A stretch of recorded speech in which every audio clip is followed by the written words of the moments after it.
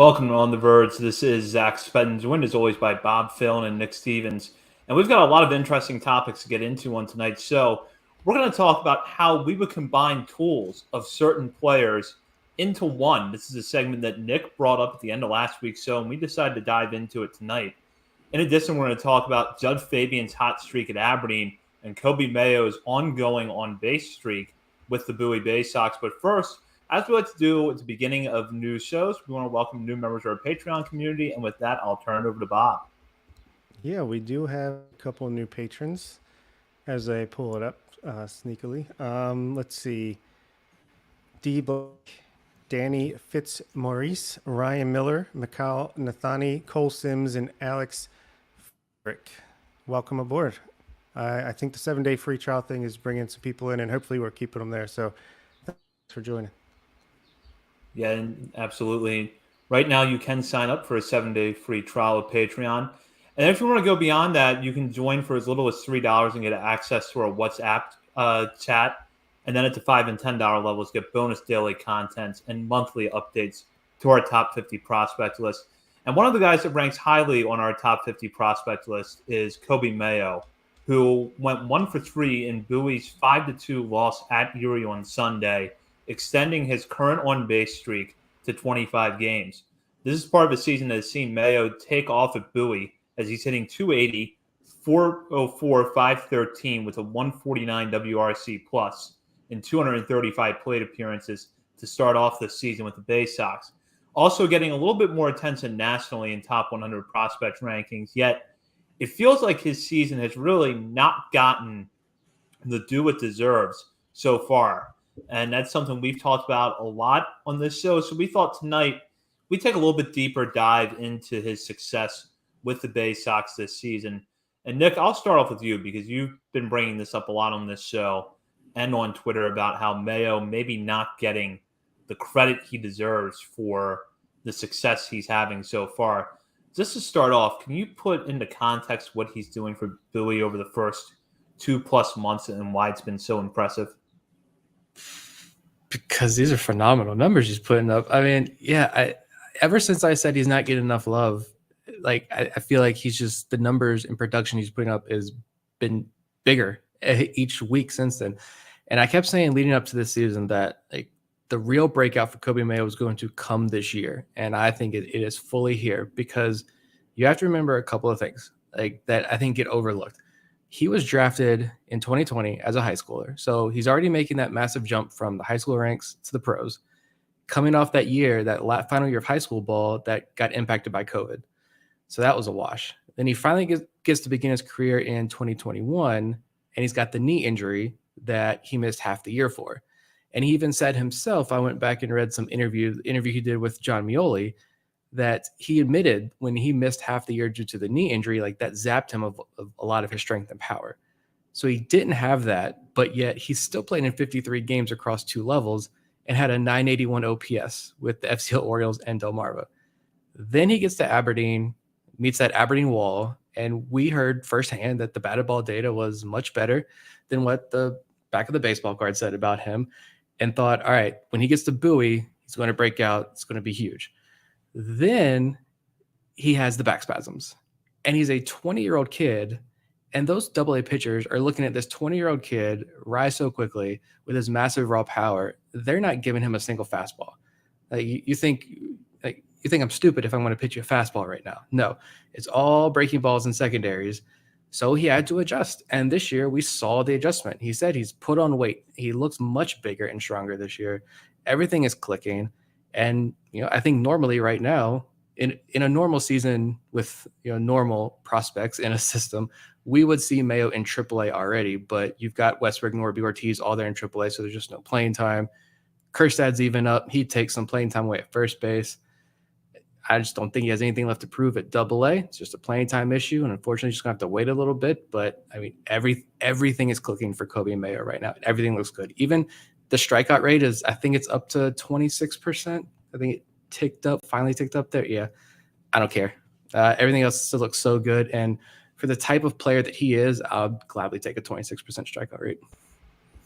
And it's like we're seeing with Gunnar Henderson, he was striking out a little over 30% this early going with the Orioles. And it's actually, I think his success is tied to him being more aggressive at the plate, swinging. Where a high impact guy, you gotta swing the bat more to get to that impact, and if you're going to swing and miss, it's going to happen. But it's definitely a fair trade off when you have a guy that could conceivably hit 40 home runs. I feel like point in his major league career down the line. Yeah, Mayo, he's my number 2 prospect in the system for a reason. And interesting, we're talking about him today. Tomorrow could be an interesting day for him on a national scale. We'll see. But yeah, what is there not to say? 14.5% rate. That's just huge. Like even in high A last year, he walked 94% of the time. So that's a 5% increase from there. And you're seeing it. He's buying into the swing. He's had time to just really sit and work on that. And you spit on the breaking stuff, and then you crush the hittable stuff. And that's what he's been doing all season long. And what's holding them back from AAA is that there's no room for him, or he'd already be there. So it's just a matter of time. He's a guy that next spring training, who knows? He's going to have probably a couple months of AAA production at the end of this season, and then we'll see what he looks like in spring training. But I feel like he's going to be the guy next year to bring up Kobe. Where's Kobe? He's down there mashing in AAA. He should be up at the majors. He'll be next year's Colton Cowser, basically, is what I'm trying to say. It's been interesting to watch Mayo's season so far because if you compare them to where he ended up at Bowie last year, his walk and strikeout numbers have trended in the right direction. And Nick, I agree with you. When someone's hitting for that much power, you can live the 26% strikeout rate. But then you add on top of that he's walking 14.5% of the time. And that adds even more value to what he's doing. Yeah, I mean, 21 years old still, doesn't turn 22 until the end of the season. So 3 years younger than everybody else at AA, the average player at AA, at 149 WRC plus. So he's 49% above league average player here at AA. Extra base hits, he already has 19 doubles as well. Like he's going to surpass his doubles and home run numbers, just all of it. And I mean, I think there is a legitimate argument that Kobe Mayo, this is why it's so fun. And I think all of us have a different number 2 prospect on our top 50 list. But like I sat there and really, Kobe Mayo is not my number 2 prospect, but I thought long and hard about it. And I think if you're thinking like future value, the max ceiling for these guys, I would have Kobe Mayo at number 2, I think, because right now a 21-year-old with a 149 WRC plus in AA, and I think you can like stop parodying he's going to move off third baseline that MLB Pipeline is going to include in their write-up because they haven't watched him at all. You watch him for yourself. He's a 30-plus home run guy. That's conservative, saying 30-plus home run guy in the majors who hits 270, 280. Walk rate, I think, is a solidly above 10% walk rate in the major leagues is perfectly achievable.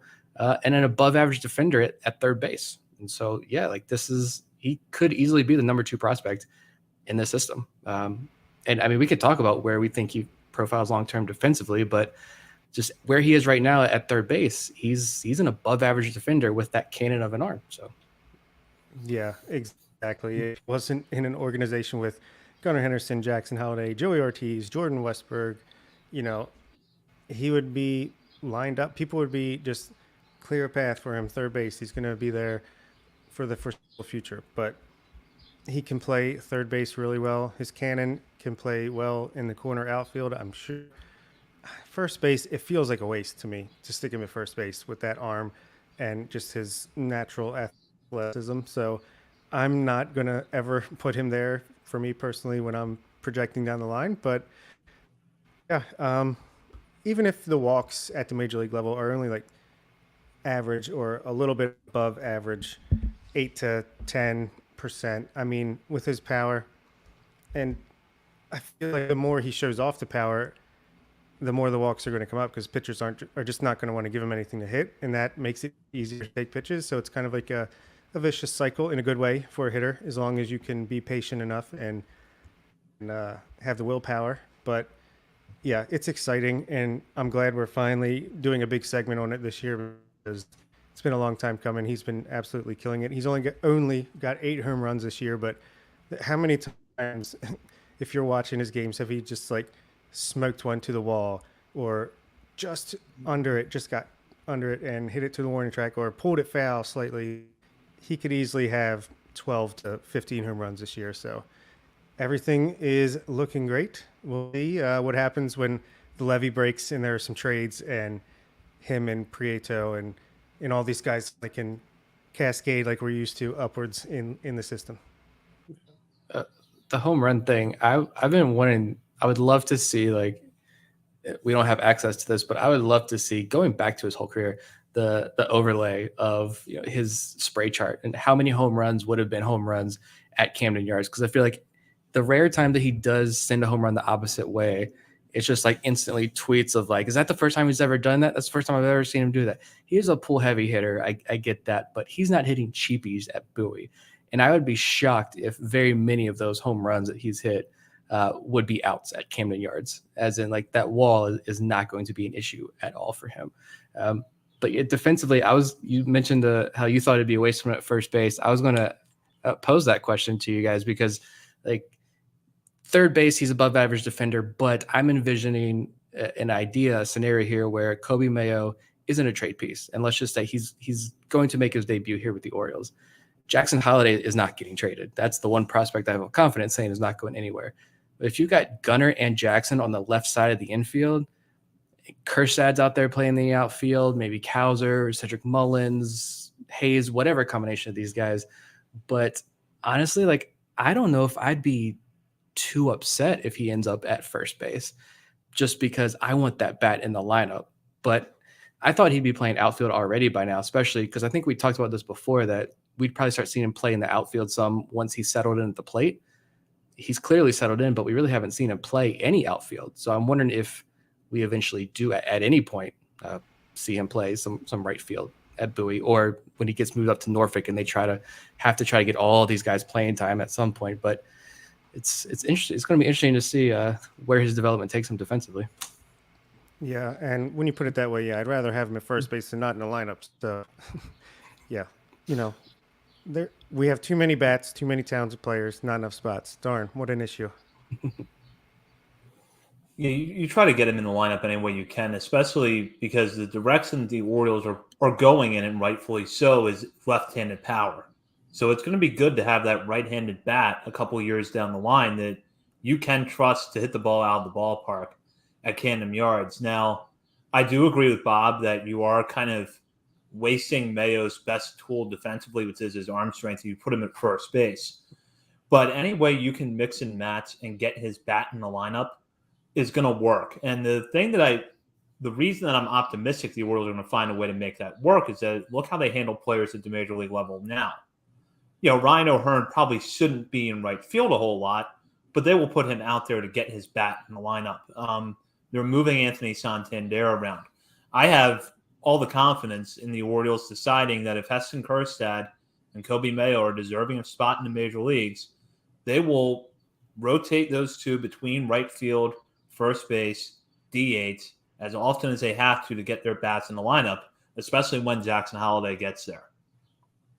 Yeah, and I would probably say with Mayo's athleticism and that arm, I would prefer, if it had to come down to this, I would probably prefer Mayo in the outfield and Kjerstad at first base too. So we don't know how the Orioles view that whole scenario playing out, obviously, but yeah, he doesn't have the versatility yet that all these other prospects do, but he's got the tools to where if they want to make the move with him, they can. And maybe just because he's had all those injuries since they drafted him, it could just be, maybe this is in his future, but we're just not going to do this right now.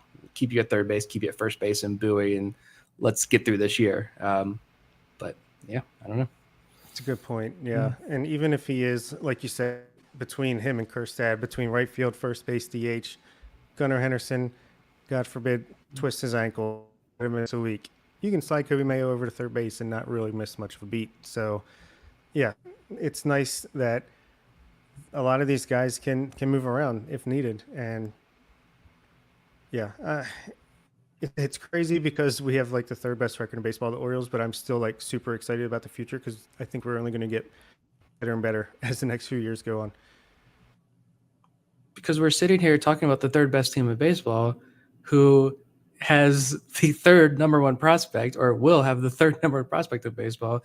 And then you've got a guy like Sammy Basayo over here, some 18-year-old catcher who is now a top 100 prospect. He jumped, where was he ranked at Baseball Americas? Like 80? he jumped from nowhere to 80 something. It's like, come on, guys. I mean, it just keeps coming. What do we and have now? 8, 9 prospects on the top 100 for Baseball America? 8 at the time of this recording. I mean, so like this is unbelievable, and it's fun to, even if this Orioles team was World Series champions and this is the 28th ranked system, chances are we'd still be here doing the show. But for right now, we get to enjoy premier Major League Baseball and a premier farm system as well, and it's awesome. And I think it's a good segue to the next prospect we're going to talk about, and it's a guy who probably would come in around the 10 or 12 range in most prospects lists right now, and not because he's not a good prospect, but because of how stacked this farm system is. And that is Judd Fabian, who just continues to hit the cover off the ball with Aberdeen. In last week's series against Asheville, Fabian went 11 for 19 with 3 home runs, 11 RBIs, and 4 walks to 5 strikeouts. He's now up to a 297 average on the season with a 401 on base percentage and a 918 OPS with 20 extra base hits, including 9 homers across 212 plate appearances. Fabian had a really strong summer last year after he was drafted by the Orioles and looks like a guy that could break out a little bit offensively this year. We did know, though, that there were questions about his swing and miss tendencies when he was with the University of Florida. So far, that hasn't been too much of an issue for Fabian, and he's putting up big-time production while playing his usual solid defense in center field. Bob, we've really seen Fabian's production tick up, especially since the beginning of May. What are your thoughts on the season he's having to this point? Yeah, he's just getting better and better as the season goes on, as he adjusts to high-level pitching. Swing decisions are great. He's got a 15% walk rate, striking out 24% of the time as a power hitting guy who his big issue has been the swing and miss in his game. And can he hit for enough average? Well, he's batting 297, and his BABIP is not even that high. It's like 350. It's not too. He's got 48 WRC plus. Yeah, I think again he could probably be in Double A right now. Oh, by the way, he's a year and 2 months older than Kobe Mayo, and let that sink in for what Kobe Mayo is doing in Double A. But yeah, he plays excellent outfield, center field, excellent center field, true center fielder. He can walk a ton. He's got a great eye. He's got power, and right now he's hitting for average. He's made contact with the ball, and it's really nice to see. If the Orioles have figured out how to cut down swing miss, he is a legitimate top 10 prospect in a loaded farm system, and the rich get richer. Yeah, I think I'm looking at a report here that gives him a 35 hit tool. I think that might need to be updated a little bit, but yeah, he same thing with Kobe Mayo. In a normal system, in a normal year, he would not still be in Aberdeen, and he shouldn't play another game in Aberdeen. We know he probably will. It looks like promotion days are going to be Tuesdays now. It was like the Orioles like to mess with us this year, push it back a day, but that's fine. Like you look at Bowie's roster, and they've got Billy Cook, Shane Fontana, John Rhodes, Zach Watson, and Dante Williams. Like Cook can play the infield. You can cut Ben DeLuzio in AAA, move Fontana back up. I'm not prioritizing Zach Watson's playing time. You put Fabian in center field, John Rhodes in right field, Dante Williams in left field. Not a single batted ball is going to land in Bowie for the rest of the season. And Judd Fabian can start facing Double-A pitching now, which is what I want to see. Like he even really wasn't lighting up the stat sheet the first month or so of the year. But then I remember like I'm watching Aberdeen and he gets a base hit and I'm like, man, I feel like Fabian's been hot. And I look and it's like, he's okay. I mean, everything's just kind of average. But the last couple of weeks, last month or so, he's go up to 10, 11 doubles, like 8 home runs. I think he's homered in back-to-back games now, or 2 of the last 3 or something like that. The numbers are just phenomenal. Bob mentioned the strikeout rate. That's fantastic right now as well. We'll see what that happens in Double-A, and I've made it a priority to watch more guys defensively and make note of that. And Aberdeen has like the worst camera angles from these clearly like stationed cameras across the stadium that have numerous blind spots in the field when balls get put in play. But Fabian's so smooth defensively out there in center field. I'd say if he's not the top center field defender among the top prospects, he's very close. Like he's got the complete package. And like Bob mentioned, the average, that's the kicker for me. If he's going to hit 300 in Aberdeen, like what is this guy going to do when he gets up to Bowie and playing this hitter friendly bark? I was excited about Fabian coming into this year. I'm even more excited after watching him this first half of the season. Oh, by the way, he's got 18 steals.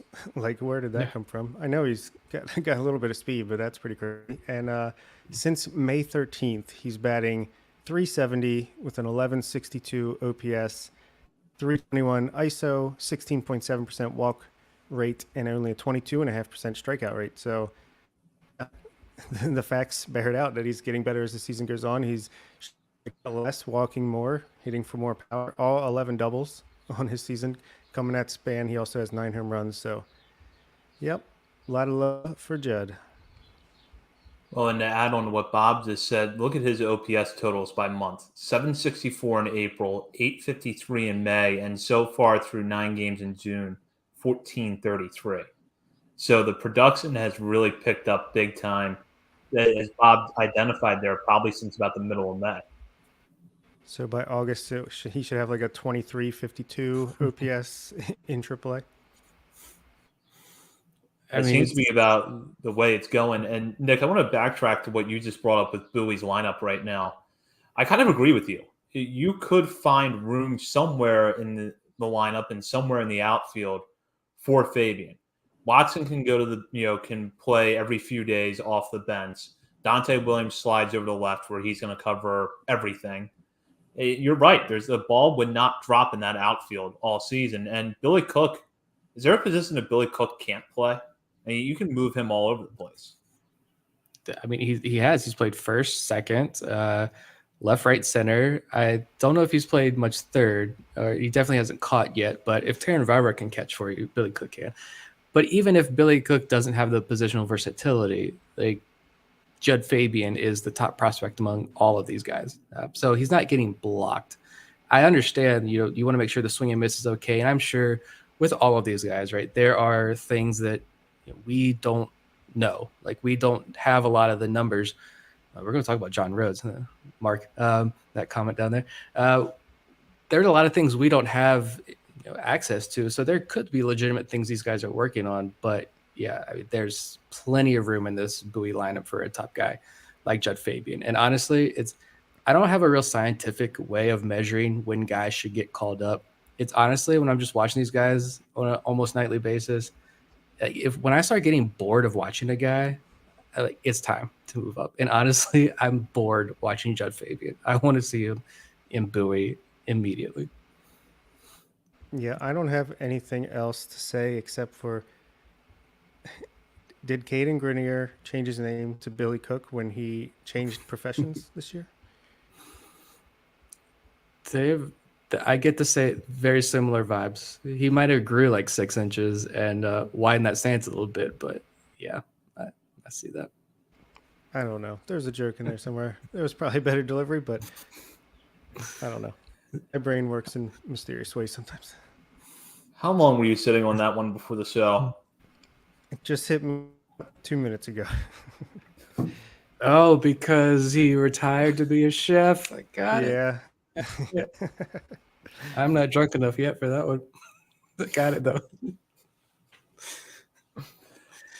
And there's a good question from Dental Office. Nick, are you bored watching Cesar Prieto and Bowie? Yeah, like after like the third week of the season. And we'll talk about Prieto a little bit more too later on, but that's the same thing. Like, where does he play in Norfolk? Where do you put these guys? I mean, you've got to do something at the major league level first, or you've got to trade some of these guys. But some of these guys you can force playing time through. Prieto, it's just unfortunate for him what's happened with him right now. Yeah, we need to call in a plumber for this elite talent pipeline. Well, and I think that's a good transition point here to our next segment. If you caught the end of last week's show, you heard Nick kind of drop an idea about a segment. We were talking about Dante Williams. and Nick mentioned that he wanted to give Dante Williams Colton Cowser's hit tool because Dante Williams is a great defender with a good eye at the plate, but he just has not hit much over his first 2 seasons in the Orioles farm system. So Nick was talking about what kind of prospect could you make out of Dante Williams if he had Colton Cowser's hit tool. And that really got us thinking, couldn't we just do this for every player in the Orioles farm system up and down and try to come up with some good takeaways, hitters and pitchers, of tools that we would pair of different players? So, Nick, did I miss anything in that explanation? No, I think that was good. Yeah, it's fun to just, you sit there and you're like, man, if this guy could just do this, where would he be? And Dante Williams is just the one that got my brain churning on this.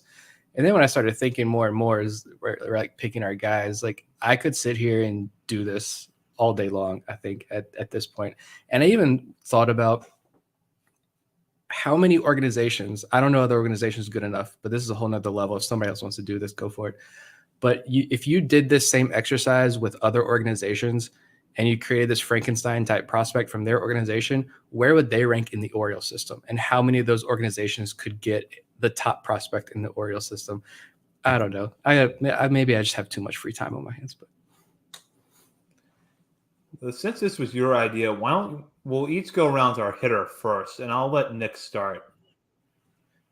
This was a tougher one for me because I was just so focused on the pitchers, but I went with Dylan Beavers.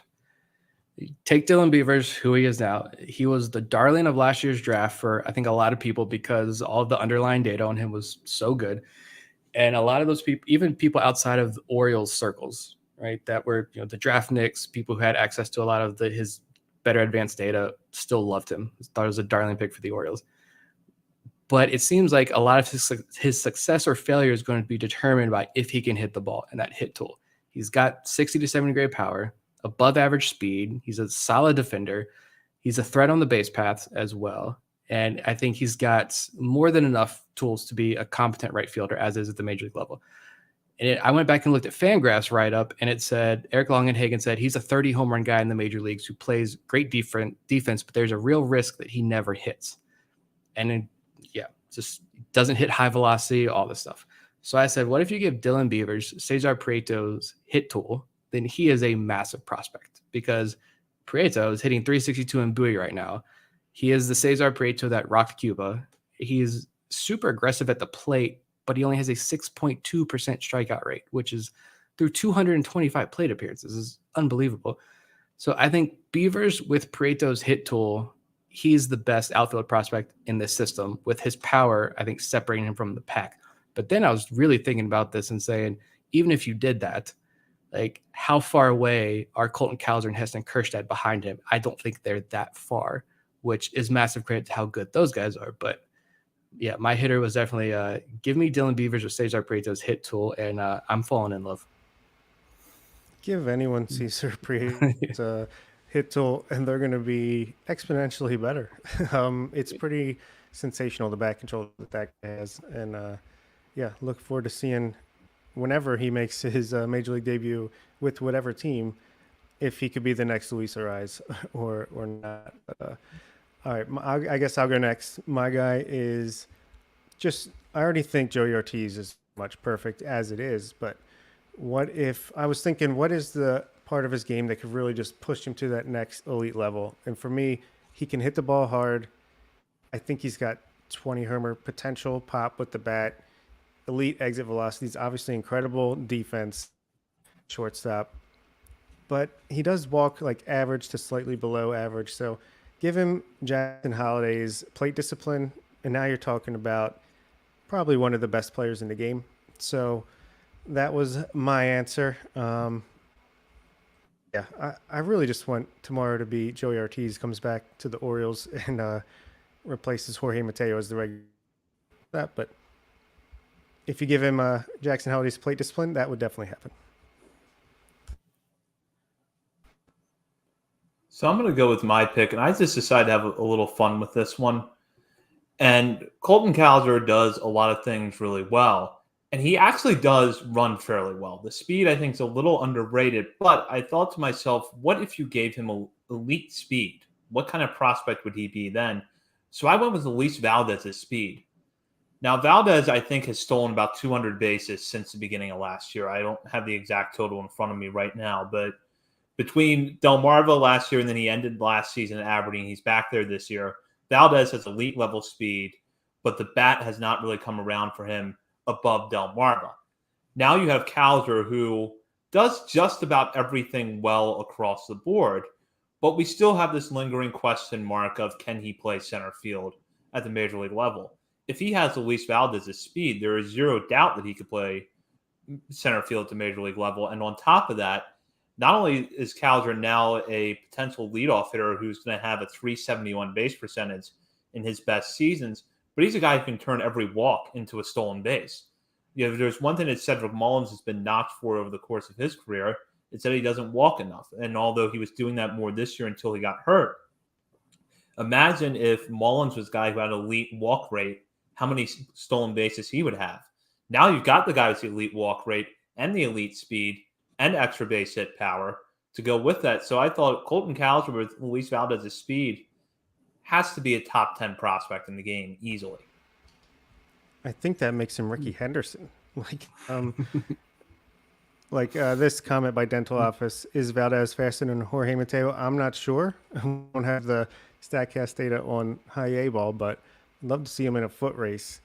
But let's just say Valdez this season gets on base 23% of the time. That's not good. But he has 28 stolen bases. So if he was getting on base 40% plus percent of the time like Colton Cowser did, yeah, I think is a great point you have there. That would be a ton of fun to watch a player like that roam in center field. Yeah, I love it. Do we want to move on to pitchers now? I'm going with give me Cade Povich. Grayson Rodriguez has graduated, right? So Cade Povich is the top pitching prospect in this system. I don't think it's DL Hall. I think it's Cade Povich. And I thought about giving him someone else's fastball, but his repertoire is already so deep, and that delivery, I think, helps the fastball play up a little bit. So I don't think that's much of an issue. The issue, I think, for me, one of the bigger things is the command, obviously. But as far as the repertoire goes, the slider and curveball are good pitches. But give me Cade Povich with Carlos Tavares changeup, which is a beauty when it's on. It's this dancing changeup that falls through this trap door right when it reaches the plate, and it is a massive weapon. I wanted to say Xavier Moore's changeup to give Xavier Moore some love and talk about him a little bit in this segment, but I've watched so much Carlos Tavera that I love his changeup the best. So that completes Povich's kind of war chest of weapons that he has. But now the trouble is throwing strikes some nights, about half the nights, I think, so far this season. But if you give him the pinpoint command of Kyle Branovich, Cade Povich is now one of the top pitching prospects in all of baseball. Like Branovich doesn't have the truly elite stuff except that knuckle curve, which I know elite gets thrown around pretty loosely when talking about like prospects and tools and stuff. But Branovich's command and that knuckle curve would have had him in the major leagues last year if it wasn't for Tommy John surgery. So give me Cade Povich with Carlos Tavares changeup and Kyle Branovich's command. You've got a superhuman. I was going to say like Chase McDermott's fastball, but I don't even think he would need it at that point if he's got the good changeup and the command and everything else working for him. Yeah, that would be pretty nasty. For me, I went with, the best base you possibly get for a pitcher in this organization, and that's Gene Pinto, of course. He works fast. He gets ground balls. He's fun to watch.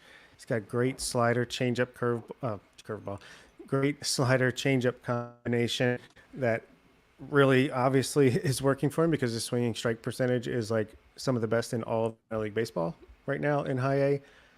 If you give him the fastball of Wanderson Charles, for a guy who sits in the mid, can touch upper 90s, who, let's be real, I really want to shout him out because he only has 5 walks to like 18 strikeouts this year. I feel like he could really be the next Felix Bautista. If the Orioles just randomly just grabbed him, minor league free agent, and turned him into like an elite back end arm like they have with Cano and Bautista, that would be awesome. But give his fastball to Pinto. I think he could use it better than Wanderson. And then you give him Cade Povich's curveball, which is insane, ridiculous, because that's like the one pitch I feel like that outside of an elite fastball that Pinto doesn't have at the moment.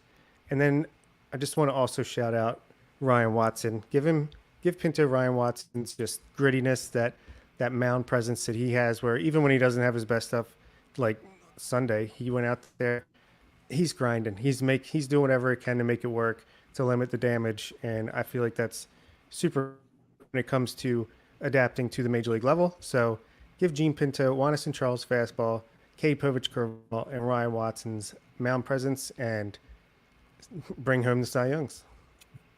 And give every pitcher Gene Pinto's pace and tempo on the mound, and we don't even need a pitch clock.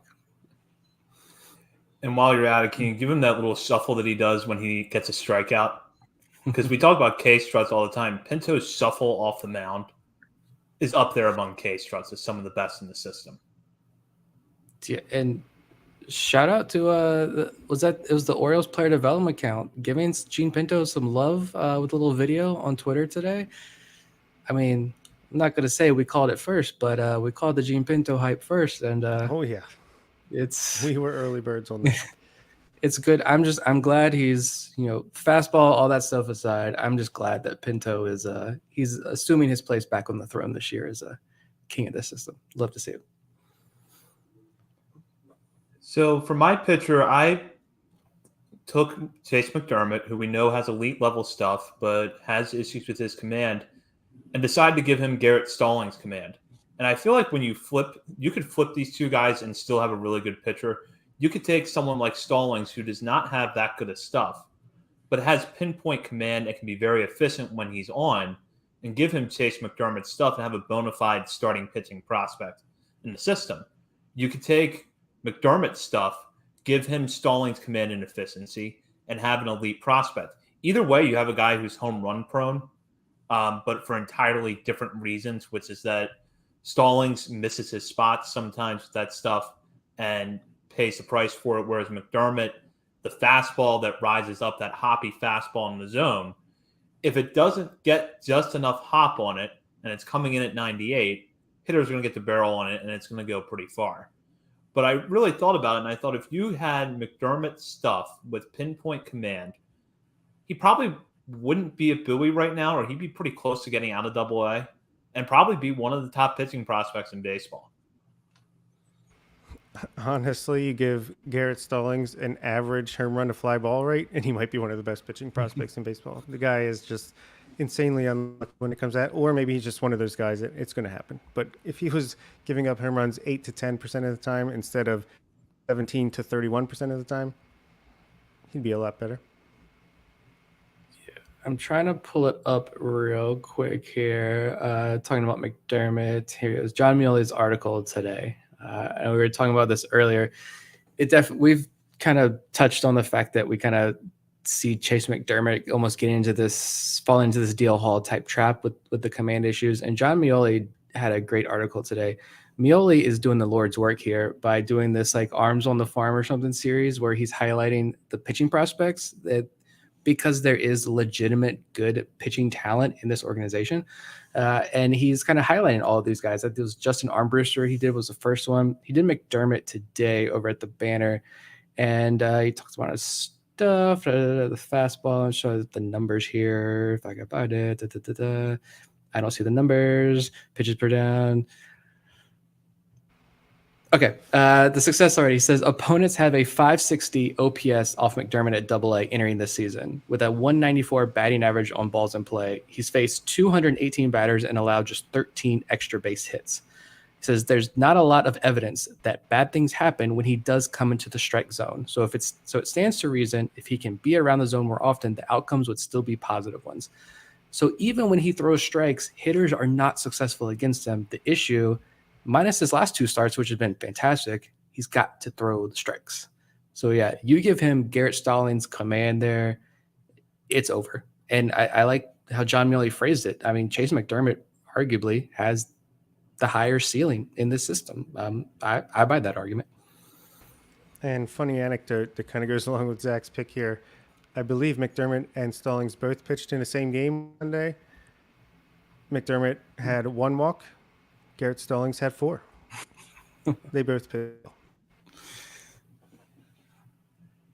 Yeah, that's a good point. That when McDermott is in the zone, hitters generally aren't squaring up on his mistakes. I just looked at his home run to fly ball rate, 9.4, which for a guy with that velocity is pretty good. Yeah, and he's coming. I know he only walked one guy last time. I think the start before that, I don't know how many he walked. I don't have his game log in front of me, but he walked 6 the one before that. Okay, never mind. Well, it was a good one game turnaround at least. He knows it was an issue. He acknowledged that when he came on the show. Was that during spring training when we had him on? He acknowledged it. The organization obviously knows that, but they targeted him also knowing that the walks were up, that control was an issue. So, yeah, I was wrong. It was 1 again. It was 5 and 6 to 2 starts before that. Even better. So we're on a 2 start. That's a streak. I'm calling it a streak. We'll see what he does. I mean, John Mealy pointed this out as well. We've talked about this as well. The floor, even if the control isn't there, it goes back to, again, it's a lot of the same talking points with DL Hall. The floor, that fastball, his curveball, which I don't know how he throws that thing. He's got a major league relief floor. He could be in the major league bullpen by the end of this year, honestly, if you really needed him. So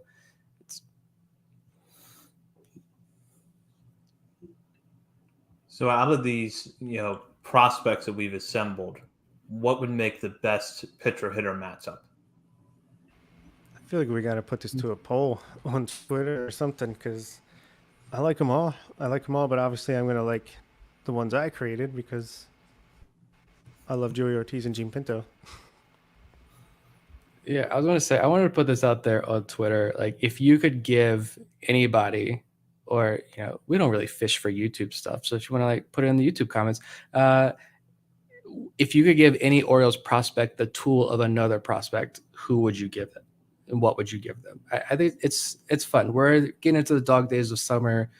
We can only sit here and say Jackson Holliday is great so many times on so many shows before it gets a little old. So this is a little fun to think about. Yeah, absolutely. And with that, we'll go into our final segment of the night where we shout out players for something they've done recently, whether it's been a good game, a good week, or something interesting in their stat line. I'm going to start with Bob because we are now a full week into the FCL and DSL seasons, and Bob has chosen to highlight an FCL prospect in the segment this week. Yeah, just because, I don't know. I didn't know a ton about this guy coming into this season. I mean, I've seen the name tracking. He was in the FCL last year. He had 99 plate appearances and batted .213 with a 57 WRC plus. But Rolfie Cruz has come into this season. It looks like he's made some changes because it's only been 4 games. So let's see. I'll cool my, but it is a good first week of the season. Over 17 plate appearances. He's batting. Wait, this is not including. We had another triple.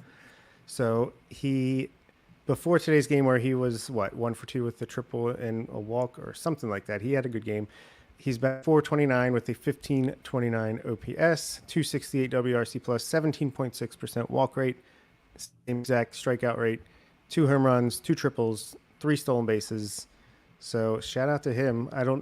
He's 11, listed at second base on Fangraphs, but I think he's been playing first base for the FCL this year. But hey, if the bat can play, I'll take a pop-up name out of the international signing class anytime if he can keep it up. And then my pitcher, I just want to shout out, I know we talked about him last week, but Easton Lucas, he got promoted to AAA, and he made his AAA debut. 2 innings, 1 hit, 1 walk, 4 strikeouts, runs. Good start. So maybe we see him. I don't think he's going to make the major leagues this year, but maybe we see him set himself up for a surprise 40-man roster ad in the offseason, or at least a chance to make his major league debut sometime next year. Yeah. The only issue with Lucas is it could make for a very interesting conversation once we see him more in AAA is that Rule 5 thing again coming up. And now if he's going to perform well at AAA, that's a whole nother discussion. But I went with John Rhodes as my hitter. He's not outside of our top 50, so cheating a little bit with this one. But I know somebody made a John Rhodes comment earlier on. Here we go, talking about Rhodes. I don't think we've talked about him all year. on this show. I don't think so. And so I want to take the opportunity just to highlight him. He's hitting 370, or he hit 370 last week while leading Bowie in at bats. 433 on base percentage, had 2 doubles, a triple, a home run, also stole 3 bases. I realized this week that I don't think I'd even looked at John Rhodes' numbers this season. If I'm being honest, I've been traveling like crazy. I feel like the last 3 weekends. Finally looked at John Rhodes, and he's hitting 260 with a 358 on base percentage for the year. 10 doubles, 4 home runs. And you break it down by month. He had a 207 average, 602 OPS in April, 241 average, 753 OPS in May.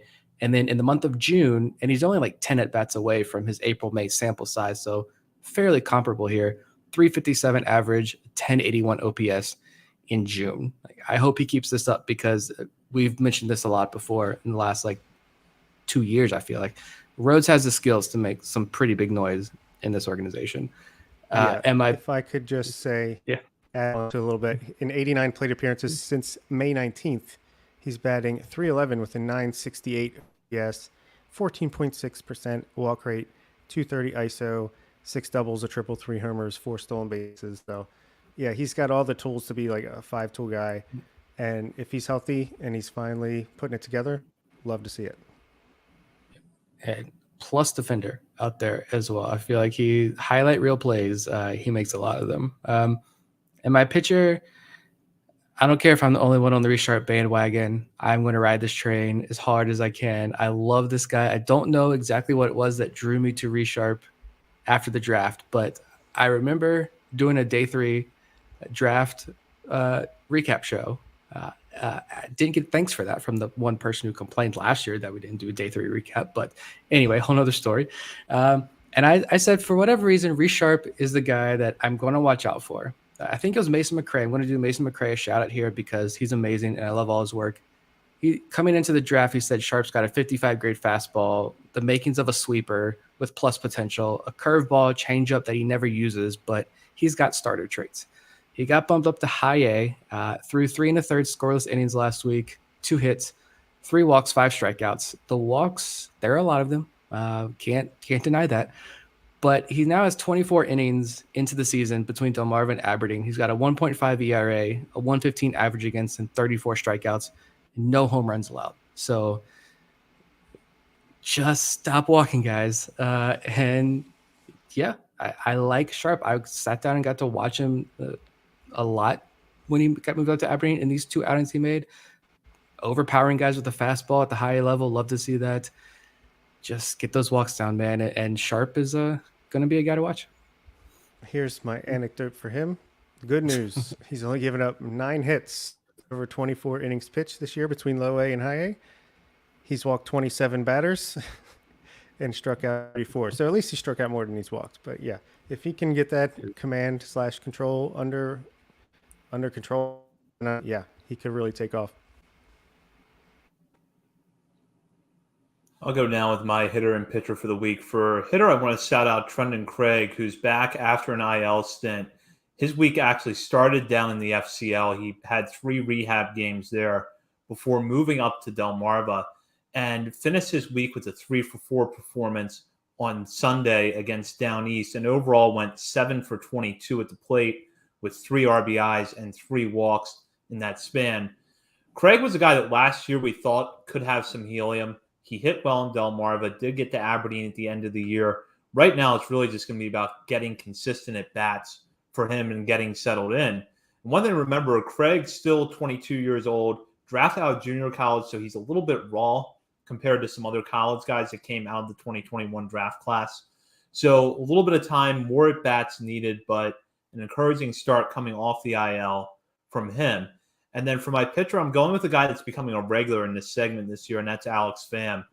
Pham on Saturday struck out 11 batters over 5 innings of work against his 2 walks in a win over Asheville. With that performance, Pham has now struck out 67 batters this season over 45 1/3 innings pitched, posted a 2.58 ERA and a FIP of 3.57 in that span. So he's been really effective out of the gate for the Ironbirds and has another double-digit strikeout outing over the weekend. Yeah, and another good thing that the FCL is back. It's not just that we get all these great new prospects to talk about and keep track of. We get a sneak preview of who's coming back from injury. Colin Burns was 0 for 3, for example, so it sounds like he'll be back soon. Instead of just, oh, this person's back, they were added back to the roster. It's, oh, this person's starting to get at bats in the FCL, probably a week away from returning. And Trenton Craig was that this week, as well as Ryan Higgins and a couple, Toby Welk, I think. So, yeah, great to see Craig back. And looks like a lot of guys are getting healthy right around this time. So reinforcements, we needed them. Yeah, I was gonna throw out one more name here real quick. You mentioned FCL and guys coming back. I forgot Zach Lowther was in the organization until he pitched one in the FCL, and then the Orioles said, "Never mind, you can leave," but and cut him. But Michael Hernandez, just shout out Michael Hernandez because he's pretty much almost fell out of our top 50. I think with our latest update, 5 games. He is 8 for 24, so a 333 average. Hit his first career home run today before we recorded this. 361 base percentage, 902 OPS. Only 5 games, but another shortstop to add to this organization if he's going to turn things around. He's still only 19 years old. Doesn't turn 20 until after the season, October. So love to see that from Michael Hernandez. It's funny we talk about the shortstop depth at the top of the minor league system, but wow, at the bottom, if some of these guys pan out internationally, Ben Cosme, Hernandez, Arias, Tavera, or not Tavera, the new guy, Luis Almeida, sorry, Aaron Estrada, like the list just is insane at the lower minors, even if only half of them end up being anything. Absolutely. And it's been fun this week to look at the Orioles farm system from top to bottom and highlight some of the guys that are really breaking out with big performances. And we will be back next week. In the meantime, you can follow us on Twitter at BSL and the Verge, and also check us out on Facebook and Instagram. And while you're browsing around the internet, be sure to head over to BaltimoreSportsAndLife.com, where you can catch the latest coverage on the Orioles, the Ravens, college sports, and more. And while you're on BSL, be sure to hop on the message board and join in discussing with fellow readers of the site as well as contributors. For Bob Phelan and Nick Stevens, this is Zach Spedden. You've been listening to On the Verge.